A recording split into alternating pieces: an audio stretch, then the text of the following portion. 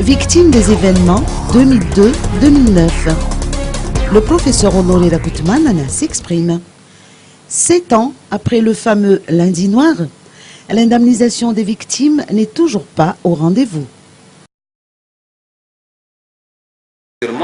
D'après ce que j'ai entendu dire, il y a déjà presque 800 demandes déposées au FFM. Alors qu'il y a des milliards qui sont demandés.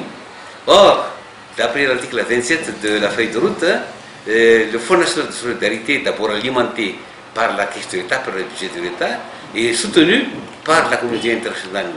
Par conséquent, c'est en quelque sorte le principe qui a été prévu dans notre avant-projet de loi, si je peux dire, devenu projet de loi actuellement, et c'est un décret d'application qui verra parce que, d'après la feuille de route, c'est le CFM lui-même, ou le FFM, qui fixe les modalités de réparation.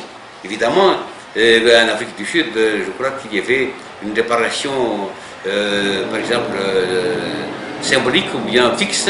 Par exemple, on donne à chacune des victimes, $2 000 ou $3 000 ou $4 000, et puis pour le reste, alors on revient au droit commun, c'est-à-dire par exemple, soit devant le tribunal civil, soit devant le Conseil d'État, selon les cas, pour compléter ce qui n'a pas été réparé, parce que le principe général de droit, c'est que tout préjudice subi doit être intégralement réparé, mais ce sont les modalités de réparation qui pourraient être difficiles à mettre en œuvre. En sa qualité de président du comité d'experts pour la révision des textes sur le conseil Fampiavanana Malagas, le professeur Honoré Rakoutoumane a fait savoir que cette question est évoquée dans l'avant-projet de loi présenté au président de la République. Elle est détaillée dans ses propos ci-après.